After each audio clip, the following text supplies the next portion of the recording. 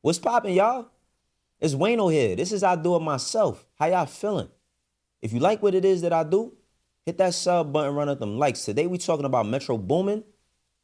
We talking about this situation with him at the club.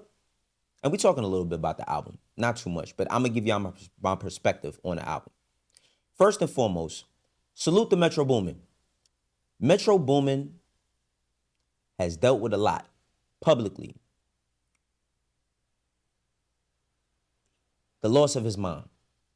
I want to start there. His mom, she lost her life tragically. Through seeing Metro, sometimes, not sometimes, he posts things about his mom. And when I see him post things about his mom, as a person who I still have my mom, but I lost my dad, I feel it. You know what I'm saying? I feel it because the void that you have of losing a parent, especially somebody who's active in your life, somebody that you have a great relationship with, can never be filled. And him doing music has always been like this therapeutic thing for him. I've known Metro for about 14 years now. You know what I'm saying? We met through social media when he was just Metro Beats, not Metro Boomin. Before he moved to Atlanta. This was around 2011-ish when I first started knowing Metro. He's grown from being just a producer. When I met him, was doing beats for Alley Boy and DTE. Moved to Atlanta and has been one of the fixtures in the foundation of the culture that's been built here in Atlanta. Gotta salute him for that. Gotta salute him for that because it's not easy. Now I want to talk about this album, Futuristic Summa, excuse me. Now, when it comes to Futuristic Summa, I'm not going to do a deep dive. And let me tell you why. I'm not going to do this full-on breakdown on how I think and the beats and the this and the that. And the reason being is this. I'm from Harlem, 119th of Lexington Avenue. I'm from the Bronx, 228th between Carpenter and Lowry.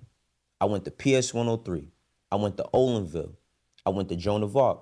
I lived on 179th in Crotona. I lived in 1900. I lived in Harlem River Projects on both sides. Reason why I'm not going to do no deep dive on this Metro Boomin album musically is because this shit was not made for niggas like me. And the last thing I would want to see, if the Lox decided to do a whole album with Swiss Beats, or the Lox decided to do a whole album with DJ Premier or Alchemist, is people who it wasn't made for trying to talk down on it. And with that being said, I don't even have down talk on it. Because it's made for people from a certain type of era. It's made for people who was into certain type of things. And what I mean by certain type of things is niggas who was outside, because we didn't used to call it outside in 2010. You know what I'm saying? A lot of my homies, my peers that grew up down here in ATL during the blog era, because they was active during the blog era too. You know what I'm saying? The ones that was wearing the Gucci scarves tied around their necks. Listen, two songs I will shout out that I love off of this album is Clap by Waka Flocka and Make It Make Sense by Rocco. Rocco, y'all know how I feel about Rocco. Very, very underrated. Very, very underrated nigga from Atlanta that don't care about rapping because he get too much of a money. That's where that stops. Let's go into this video, though. Let's watch this video of Metro at his release party trying to get on the stage and Negroes wouldn't move. Get on the fucking stage. Right. Hey, Jay, Metro want the mic. Alright, I'm gonna let the Metro talk there. Come on the stage and start the show until they get off. Music. Look, I appreciate the support. I know everybody want to come support. I appreciate that, everybody with their movement. But I got about 20 artists with me that's on this tape. If you did not rap or make a beat on this motherfucking tape, please get the fuck out the stage so we can come celebrate and put this show on the right way.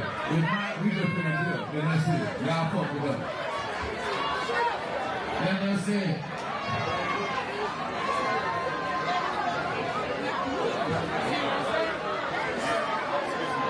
You see what I'm saying to him? Alright, bitch, y'all got it. Fuck this shit. See? Got cool shit. But we really finna go, man. They did it right there. Well, we leaving. Yep. Metro said fuck that shit. Cause all these celebrity ass Atlanta niggas who swear that they are Futuristic Summa, they goddamn wanted to stay on stage. So ain't no Futuristic Summa in Atlanta. Everybody swear they Metro homeboy, his cousin, his friend or some shit like that. So, we gone.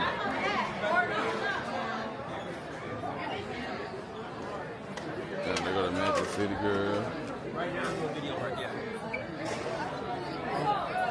No, because I did photography too. Okay. Damn, this nigga just left the room. Yeah, it's ugly. Metro said, fuck it, we gone. Yeah. Because motherfuckers in Atlanta think they think they Metro Boomin. They're not even Metro Boomin, they Metro Boom party, they think they Metro Boomin at his party. Damn, that's crazy. This is disgusting. This is disgusting. And let me tell you why. Y'all some unstable creatures. See, I ain't gonna say the B word. I'm gonna say unstable creatures. It's my new word for y'all. Unstable creatures. Yes. Unstable creatures. That's what we calling them. That's what we calling y'all, because Metro said, if you ain't rap on this album, produce on this album, do anything for this album, get the F off the stage. And nobody moved.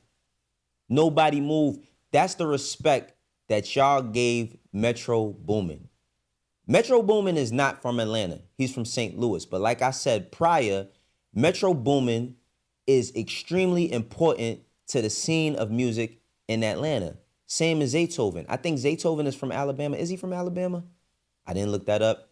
But I remember interviewing Zaytoven, and I was like mind blown when I found out he wasn't from Atlanta. That doesn't mean that he ain't do heavy lifting for the culture of the city. Without Metro Boomin, there's a lot of y'all favorite records, albums, singles, album cuts, tapes, collab albums that don't exist. This man been putting in work for the past 15 years. He just probably reaching his early 30s. You know what I'm saying? Has gone through a lot. And not only did he make a project with this Futuristic Summa, but he brought back all of the old niggas, man. All of the old niggas. Because, yeah, y'all niggas is old now. Let's keep it all the way 1,000. I got love. Travis Porter, you know I love y'all, man. I got love for y'all brothers, man. But y'all the OGs now. You know what I'm saying? And I think doing him and J Money, Travis Porter, Young Dro. First of all, salute the Young Dro. Young Dro got 2 solo records on here. I would love to see a whole Metro Boomin and Young Dro project if they not already working on that. You know what I'm saying? T.I. Because Young Dro, another criminally underrated rapper, loves lyrical ability. I asked Young Dro, where did his hunger for rapping like that come from? You know what he said? That nigga said, I wanted to impress Raekwon and Ghostface. I swear to everything, can't make this up. He said, yo, the reason why I rapped the way I did was because of Raekwon and Ghostface, because the way they painted pictures and they would say things with colors and all, and I loved that. So yeah, Metro, Dro, y'all get that together. We'll come back at a later date. Roscoe Dash, nigga went and got Roscoe Dash. Now, one thing I do know about Roscoe Dash is that he penned a lot of records. There's some records that I heard Roscoe Dash do for Kelly Rowland that never came out that was amazing. But that's neither here nor there. Then he goes and he has even the young girl, Bunna B. I was looking for Pluto on here. I ain't gonna lie. The young girl, Pluto, I don't know why she not on here. But the young girl Pluto, you got Schoolie on here. Listen, Atlanta has been, and I'm saying this as an outsider. I live in the state. I don't live in the city. I live in the state. I live in the state of Georgia, not too far from Atlanta, outside of the city. You know what I mean? But Atlanta has had a level of staleness over the past like 4 years. Not as much camaraderie as we've seen over the past 10. Not as much energy that we've seen from the blog era when Waka Flocka was doing Do Flocka Rant. Do y'all remember Do Flocka Rant tapes on live mixtapes? Yes. The whole era of 808 Mafia. You know what I'm saying? And them crafting that sound and building that up with Sizzle and all these brothers putting in that work. Jose Guapo, bro. You don't, from each region, we don't get compilations like we used to. We don't get compilations like we used to. It used to be a point in time where every year we got a compilation or a soundtrack that somebody was curating. The last time I can remember an LA one was possibly the Black Panther soundtrack. You know what I mean? That TDE did. That basically was the TDE album. You know what I mean? But the Black Panther soundtrack. New York City, can't remember there's no more Rough Rider compilations, man. Remember Rough Rider compilations? There's no more DJ Clue albums. Remember those? I hate to be the old nigga in the room that's just complaining about back in my day and how my time was, but I'm just being real about it. You know what I'm saying? When we would collab with Down South, when Rough Riders did Down Bottom with Drag On and Juvenile, you know what I'm saying? When they had the Kid Young One, you know what I'm saying? When 50 would do G-Unit, you know what I mean? Beg for Mercy, and you was just getting shit, man. We was so spoiled. When T.I. did the PSC album, you know what I mean? Fan favorite right there. And there's so many other compilations. Drop them in the comments if you want. I can't think of every single one right now because I'm freestyling that part. But you gotta salute somebody who cares about the culture in this vein. Now, again, as I'm not gonna sit here and be like, yo, let me break this shit down bar for bar. They didn't make this album about bars and all that. They did that to kind of think this is like a time capsule album. You know what I mean? Like they just opened up the sound again. And I think that's been happening. I've been seeing it happen with the young girl Pluto and Bunna B. Now, let's keep it 1,000. Am I turning on Wham Whammy? No, right? My daughter listens to Wham Whammy. But the beat, the cadence of a Wham Whammy record is that cadence in them beats and the melodies from the early 2000s and the mid 2000s. You know what I'm saying? When Atlanta had a certain type of distinctive sound and feel. You feel me? So to see Metro Boomin, and then, you got I seen Act like, you know what I mean? He put up the shit, he put up the sales, and he gonna say, y'all want some, like bro, stop it. You know what I mean? Like, the thing about 2025 is that albums is not only predicated and not built off of strictly selling. These companies are still making a lot of money off of these albums. Of course, the metrics do matter in the sense of business, but I'm pretty sure Metro produced these beats. He had a budget for it. You know what I'm saying? He probably produced a lot of this shit at his studio and collaborated with a bunch of people and put a lot of... This album shows me that he put money in niggas' pockets. That's just it right there. That's just it right there. Hip-hop culture don't work one way. Hip-hop culture, listen, I'm from New York. I love my New York shit, straight up and down. I love my New York shit to the depth, to the core. I love what LA do when it's time for them to go up. I love what the Midwest do because I grew up in a time when Bone Thugs... When I was in middle school, if you knew a whole Bone Thugs and Harmony verse, whatever girl you liked in the class, you could get her number. That's the era I come from. I come from the era where we was listening to Bone Thugs, you know what I'm saying? We was listening to sounds from each region. When I look at this album, regardless to the sales, because I know the business side of it, regardless to how niggas feel, he fed niggas with this album, straight up and down. Metro fed niggas with this album. And me seeing not only, the online shit is going to be the online shit. It's always going to be people in the comments saying what they got to say and, getting their point across. I love y'all. Don't forget that. But to see this man at his own shit saying, yo, get the fuck off the stage and nobody move, come on, bro. What we doing? What we doing? Y'all supposed to let him, Dro, Travis Porter, you know what I mean? Like, you supposed to let all of them niggas, Roscoe Dash, all of them get up on that stage and make a moment for the city. And I'm saying this is a fly on the wall. I'm going to keep it 100. I don't have a license to be talking about Atlanta in that sense. You know, niggas like, oh, the real Atlanta. Like, you know, I'm just fucking with y'all. You know how we play. But you know what I mean, though. You know what I'm saying? Like, I'm not going to be the person that's trying to die on the hill to say I'm fighting for Atlanta.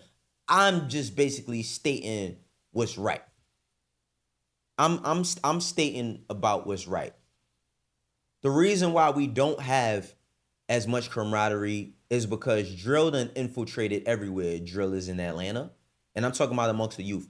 I had a conversation with a young artist from Atlanta about a year ago, maybe 2. And I asked him, I say, yo, bro, when I was growing up, I used to come to Atlanta.